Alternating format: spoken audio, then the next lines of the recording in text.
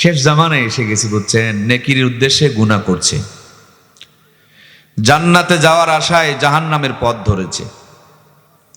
যে সমস্ত ভাইয়েরা গাঁজা খায়, ভণ্ড, ওদের কাছে গিয়ে দেখেন যে নামাজির চাইতে কোনো খারাপ মানুষ নাই। যে সমস্ত ভাইয়েরা বছরের পর গোসল জানে না, ওদের কাছে গিয়ে দেখেন যে আলেমদের চাইতে কোনো খারাপ মানুষই নাই।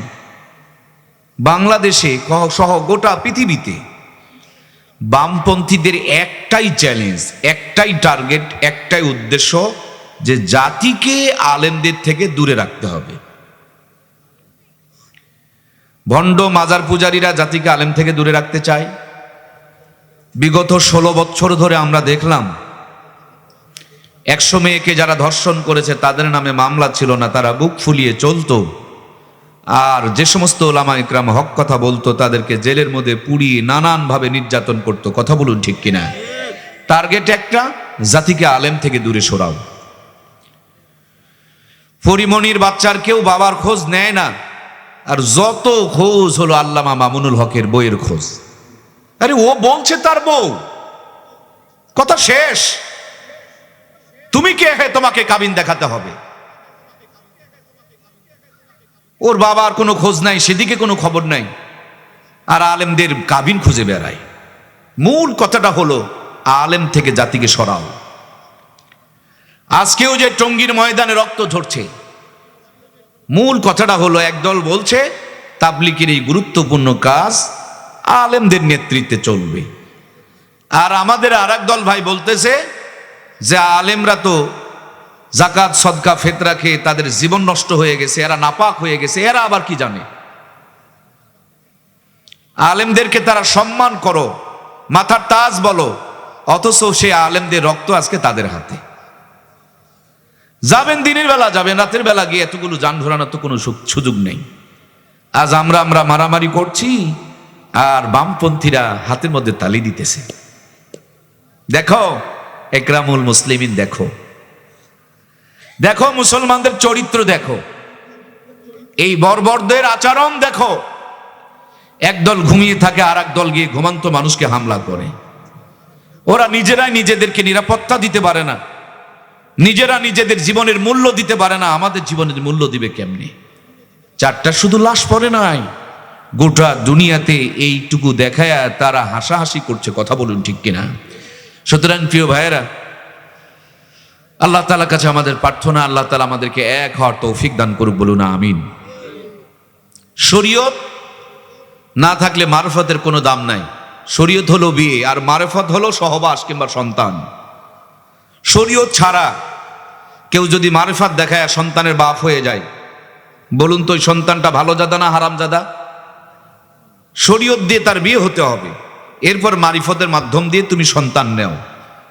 সুতরাং প্রত্যেকটা কাজ যদি আলেমদের নেতৃত্বে পরিচালিত হয়, তাহলেই ওই কাজগুলো গ্রহণযোগ্যতা অর্জন করবে। কারণ নবীজি বলে গিয়েছেন, ইন্নাল উলামা ওয়ারাসাতুল আম্বিয়া। নবীজিকে মেরেছিলেন, আজ নবীর ওয়ারিসদের রক্ত ঝরছে কি ঝরছে না? ভাইও, অনেকে বলছে যে এরাও মানুষ ওরাও মানুষ, এরাও হুজুর ওরাও হুজুর, এদেরও দাড়ি ওদেরও দাড়ি। জি, এই দাড়ি তো শুধু আজকেই নয়, এই দাড়ি কি আগে ছিল না? নবী 3 জন লাশ চুরি করতে গিয়েছিলেন, এদের মাথায় মনে হয় পাগড়ি ছিল না। আমার ভাইয়েরা, মাথায় শুধু পাগড়ি নয়, মুখে বিশাল বড় বড় দাড়ি ছিল, সুন্নতি পোশাক ছিল, হাতের মধ্যে তসবিহ ছিল, হর হামেশা জিকির ফিকিরে তারা ব্যস্ত ছিল। নবীজির লাশ চুরি করতে গিয়েছিলেন যেই 3 জন ইহুদি, এরাও বড় পাগড়িওয়ালা ছিলেন, দাড়িওয়ালা ছিলেন, জব্বাওয়ালা ছিলেন, তসবিহওয়ালা ছিলেন, কিন্তু ভিতরে কোনো ঈমান ছিল কি? প্রাণপ্রিয় ভাইয়েরা আমার, আল্লাহর হাবিব সাল্লাল্লাহু আলাইহি ওয়াসাল্লাম তখনকার জামানার ইরাকের বাদশা নুরউদ্দিন জঙ্গিকে দেখালেন, এই 3 জন ব্যক্তি আমার লাশ চুরি করার জন্য তারা ষড়যন্ত্র করতেছে, তুমি তাদেরকে প্রতিহত করো। নুরউদ্দিন জঙ্গি চলে আসলেন মদিনায়, সমস্ত মানুষকে দাওয়াত দিলেন, কারো বাড়িতে চুলা জ্বলবে না, সবাই সারিবদ্ধ হয়ে খাবে, আর নুরুদ্দিন জঙ্গি তাদের ভিতরে খুঁজে খুঁজে ওই 3 জনকে বের করবে, কিন্তু 3 দিন দাওয়াত খাওয়ালেন, একদিনও তাদেরকে পাওয়া গেল না। মানে এরা এমন একটা মানুষ, গ্রামে থাকতো না যে মেয়ে মানুষের মুখ চোখে সামনে পড়বে। এরা মাঠের মধ্যে থাকতো, কুড়া ঘর বানিয়ে থাকতো, আর ভিতরে ভিতরে কেউ নামাজ পড়তো, তসবিহ পড়তো, আর পাথরের ভিতর দিয়ে সুরঙ্গ করে নবীজির লাশ চুরি করার জন্য গর্ত খুঁড়ে নিয়ে একেবারে কাছে চলে গেছে। হযরত নুরুদ্দিন জঙ্গি বললেন, আমি যেই টার্গেটে এসেছি সেটা পূরণ হয় নাই। মদিনার গভর্নরকে বললেন, দেখো তো কেউ কি বাদ পড়েছে। গভর্নর বলেন, 3 জন বাদ পড়েছে, কিন্তু তারা তো বড় বুজুর্গ মানুষ, ওই 3 জন নিয়ে আমাদের কোনো সন্দেহ নাই। বাদশাহ নুরুদ্দিন জঙ্গি বললেন, সেই 3 জনকে আমার দেখার দরকার। বলেন, ওই যে মাঠের মাঝখানে তারা কুড়া ঘর করে দুনিয়াকে বিসর্জন দিয়া সেখানে জিকির আজকার তসবিহ নিয়ে ব্যস্ত থাকে। বাদশাহ নুরুদ্দিন জঙ্গি তাদের ঘরের মধ্যে গেলেন, গিয়া দেখেন দরজায় লাগানো চোরের মন পুলিশ পুলিশ। আমার প্রাণপ্রিয় ভাইয়েরা, দরজা লাঠি দিয়া ভেঙেই দেখেন একজন যিনি জায়নামাজের উপরে বসে আছে। প্রথম চেহারা দেখে চিনে ফেলে দিয়েছে, কে নবীজি দেখিয়েছে, সাথে সাথে কলার ধরেছে। আর 2 জন কই কই আর 2 জন, তো সে আর বলতে পারে না। এক পর্যায়ে তার জায়নামাজ তোলা হলো। জায়নামাজের দিকে নিচে দেখে বড় একটা পাথর, পাথরটাকে টান দিয়ে দেখা গেল সুরঙ্গ। সুরঙ্গের ভিতরে তখনও পর্যন্ত 2 জন গর্ত খনন করতেছে, উপরে দরবেশগিরি আর ভিতরে নবীজির লাশ চুরির ষড়যন্ত্র। ভাইয়েরা আমার, ওই 3 জনকে বের করে নিয়ে আসা হলো, বিশাল অগ্নিকুণ্ড জ্বালিয়ে দেওয়া হলো, এই 3 জনকে আগুনে পুড়িয়ে মারা হলো। এরপর থেকে নবীজি রওজার চতুর্পাশে আপনারা যারা হজে গিয়েছেন, আল্লাহ আমার ছোট্ট একটু হজ কাফেলা রেখেছেন, সে সুবাদে আল্লাহ তাআলা আমাকে 14 বার পবিত্র হজের তৌফিক দিয়েছেন, শতাধিকবার উমরা করিয়েছেন। অনেক সময় জীবনের মক্কা মদিনায় কেটেছে। নবী রওজার চতুর্দিকে সীসা ঢেলে পাঁচিল দেওয়া আছে, গর্ত করে পাঁচিল দেওয়া আছে, যাতে করে ভিতর দিয়া কেউ লাশ চুরি করতে না পারে। এই জন্য নবীজির ঘরের দরজা খোলা হয় না, নিচে দেখো পর্যন্ত সীসা দিয়ে ঢালাই করে দেওয়া আছে। আমার প্রিয় ভাইয়েরা, ওই 3 জন ইহুদি মরে গেলেও তাদের বংশধর এখনো পর্যন্ত মরে নাই, ওরা বেঁচে আছে, নানান ষড়যন্ত্র এবং চক্রান্ত নিয়ে লিপ্ত আছে, ঠিক কিনা? মুসলমানের পরিচয় বহন করে আর গাঁজা খায়, মুসলমানের পরিচয় বহন করে, চুলের মধ্যে জটলা লাগায়া দেয়, মুসলমানের পরিচয় বহন করে, পুরুষ আর মহিলা এক ঘরে বসে বসে জিকির করে, আছে না নাই?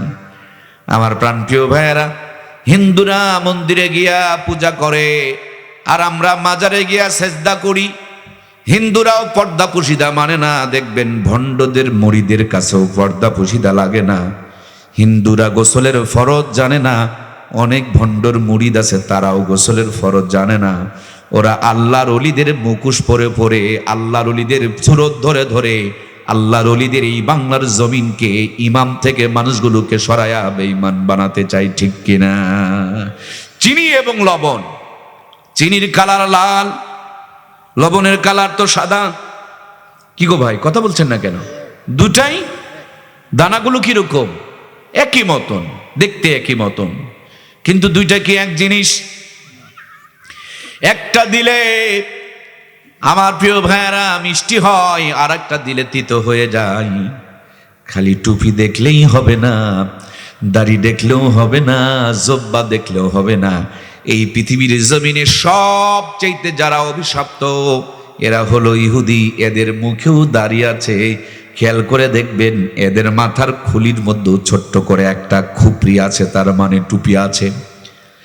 কিন্তু এদের কাজটাই হলো মুসলমানদেরকে হত্যা করা।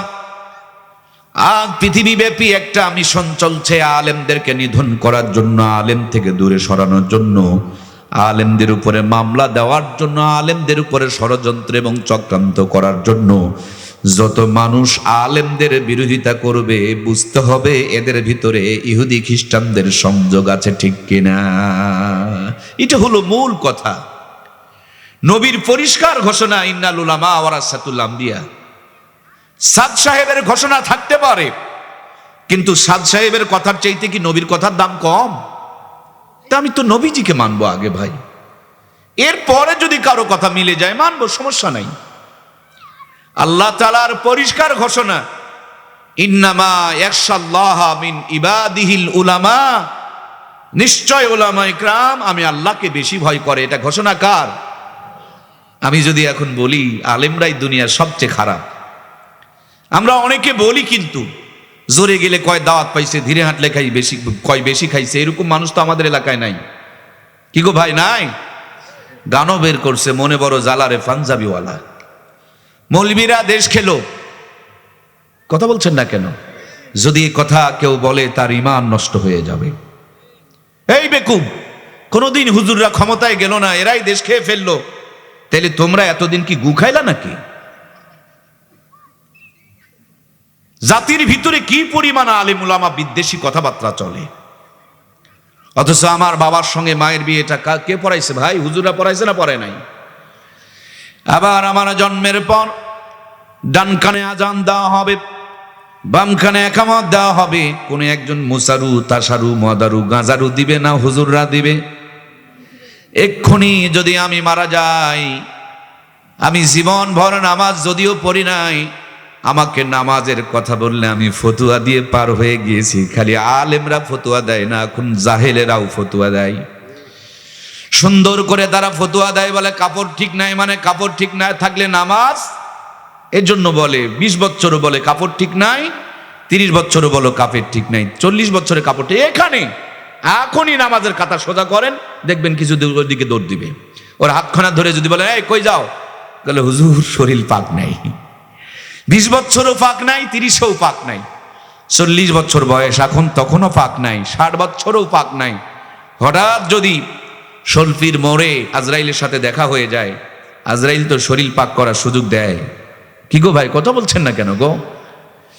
এই তো কিছুদিন আগে শলফির পরে ব্রিজটার খানে গাড়ি অ্যাক্সিডেন্ট হয়ে কিছু মানুষ মারা গিয়েছিল। আজরাইল কি শরীর পাক করার সময় দিয়েছিল? আমার ভাইয়েরা, 60 বছরের নাপাকটা যখন মারা গিয়েছে, খুব খেয়াল করে দেখবেন তখন বড় হুজুরের দরকার পড়ছে, যেই মৌলবীর পাসাদ বাঁশ দেওয়ার জন্য উনি এতদিন পর্যন্ত ষড়যন্ত্র করেছে, ঠিক কিনা? এই বাংলার জমিনে আলেমদের যারা নামে যারা মামলা দিয়েছিলেন, আলেমদের বিরুদ্ধে যারা মামলা করেছিলেন, তারা সব হিন্দু নয়, খ্রিস্টান নয়, বৌদ্ধ নয়, মুসলমানের সন্তান ছিল কিনা? মৌলবীর বিরুদ্ধে মামলা দেয়, জেল খাটায়, তাদেরকে আমার ভাইরা বাড়ি থেকে দূরে সরায়া রেখে দেয়। আবার যখন মরে যায় তখন ওই হুজুর ছাড়ার কোনো উপায়, বড় হুজুরকে দাওয়াত দিয়া সুন্দর করে আমার ভাইয়েরা বড়ই পাতার গরম পানি দিয়া 60 বছরের টাটকা একটা নাপাককে বড় হুজুর বানাইতেছে। পাক করার সময় কত যত্ন করা হয়, শুনে রাখো মুসলমান, বড়ই পাতা কেন, ওর চামড়াগুলো যদি ছাগলের মতন ছিলে ফেলে দাও, ওর ভিতরে যেই নাপাকি আছে এইটা কোনোদিন দূর হবে না, ঠিক কিনা? ছিল ইসলাম বিদ্বেষী, আলেম বিদ্বেষী, এর চামড়া ছিলে ফেলে দিল, এটা পাক হবে না। জীবন ভর মসজিদে যায় নাই, নামাজিদেরকে দেখে তামাশা করেছে আর বলেছে এত নামাজ পড়া লাগবে কেন? আল্লাহ একটা, নবী একটা, কোরআন একটা, এক আল্লাহকে এক সেজদা দিলেই হবে, এত নামাজ পড়া লাগবে কেন? যার গুনাহ আছে সে নামাজে যাবে, আমরা গুনাহ করি না, আমাদের নামাজ লাগবে না। কত ফতুয়া তারা দেয়, অথচ মরার পর এই বাটপারগুলোকে চালান করে বিসমিল্লাহি ওয়া আলা মিল্লাতে রাসূলিল্লাহ। ভাই আমার ভাইরা আছে না নাই? প্রাণপ্রিয় ভাইয়েরা, এটা তো ধামরাট না জয়পুরহাটের মধ্যে? ধামরাট থানায় 2টি আসামি ধরা পড়েছে। একটা আসামি বড় ভদ্র চোর, ভালো চোর, চুরি করার পর ধরা পড়েছে, ভুল স্বীকার করেছে, পুলিশ তারে চালান করে দিয়েছে। ফাইসালা তো আর থানায় হবে না, ফাইসালা হবে কোর্টে, এজন্য মারামারি করে নাই, চালান করে দিয়েছে। আর একটা চোর ধরা পড়েছে, এটা শুধু চোর না, এ হলো বাটপারও বটে। পুলিশকে চোখ দেখায় বলে, এই বেটা পুলিশ, তুই কি আমারে চেনস? পুলিশ বলে, কে আপনি? উনি বলেন, আমি বর্তমানের প্রধান উপদেষ্টার বড় ভাই। কথা সত্য, মতলব খারাপ। প্রধান উপদেষ্টার বড় ভাই মানে ছোট্টখাটো কথা নয়। পুলিশ বলতে কথা, আমার প্রিয় ভাইয়েরা। পুলিশ এবার মাথার দিকে তাকায়, পাছার দিকে তাকায়, জুতার দিকে তাকায়, মোচের দিকে তাকায়। প্রধান উপদেষ্টার বড় ভাই মানে মানুষ তার ছোট না, বিশাল মানুষ। তার চেহারা, সুরত, জুতা না, লাঠি, হাঁটা, চলাফেরা সবগুলোর মধ্যে একটা ভাব থাকার কথা নয়। তাকিয়ে দেখি তার কথার সাথে বাস্তবতার কোনো মিল। মাথার চুলগুলো জটলা পড়ে গেছে, গাঁজা খোরার। মোষগুলো গাঁজা টানতে টানতে কয়রা ধরে গেছে। আর এই তো বিড়ি টানতে টানতে একবারে ঠোঁটগুলোকে গরুর পিছনে যেই আপনার মলদার থাকে তার চাইতে বেশি কালো বানায় ফেলছে। আমার প্রাণপ্রিয় ভাইয়েরা, চোখগুলো খালের মধ্যে ঢুকে গিয়েছে, পাছার থেকে প্যান্ট খুলে যাচ্ছে। পায়ের দিকে তাকায় দেখে পাও ফাটা, ঠ্যাং ফাটা, আছে না নাই? উনি বুঝে ফেলে দিয়েছে, এটা যতই চাপাবাজি করুক, এটা প্রধানমন্ত্রী কিংবা রাষ্ট্রপতি কিংবা প্রধান উপদেষ্টার বড় ভাই হতে পারে। রাস্তার মধ্যে কথা না বলে, স্যার আপনি এত বড় একজন লিডার, থানায় যাবেন না, একটা কাপ চাও খাওয়াতে পারবো না, এমনটা তো হয় না, চলেন একটু থানায় চলেন। উনি যেতে চায় না, কেবল পাছায় দুইটা লাথি মারছে, এবার গাড়িতে চড়ছে। থানায় গিয়া নামতে চায় না, আবার পাছায় দুইটা লাথি মারছে, এবার গাড়ির থেকে নামছে। থানার ভিতরে ঢুকতে চায় না, আবার দুইটা লাথি দিছে, এবার ভিতরে ঢুকছে। থানার ছোট ছোট ঘর আছে, আপনারা কি দেখেছেন? আমি ধামরহাট থানা মসজিদের খতিব, সেই জন্য আমি মোটামুটি একটু জানি। ছোট্ট একটা ঘরতে বসতে দিয়া, ছিটকিটা লাগায়া, গামছা দিয়া, চোখের মধ্যে একটা বান্ধন দিয়া, হাত দুইটাকে কেবল পিছন দিকে নিয়া, 1.5 হাত একখান লাঠি চেনেন তো আপনারা? এই লাঠিটা দিয়া কেবল ঠ্যাঙের গিরায় 2-4টা বসান দিয়েছে। আল্লাহর বান্দা যত আকাম কুকাম করছে সব ভর ভর ভর ভর করে বলতে শুরু করে দিয়েছে। আমার দরদের ভাইরা, জীবনভর মৌলবীদের পাছায় বাঁশ দিবেন আর মরার পর হুজুরের ঘাড়ে চড়ে জান্নাতে চলে যাবেন।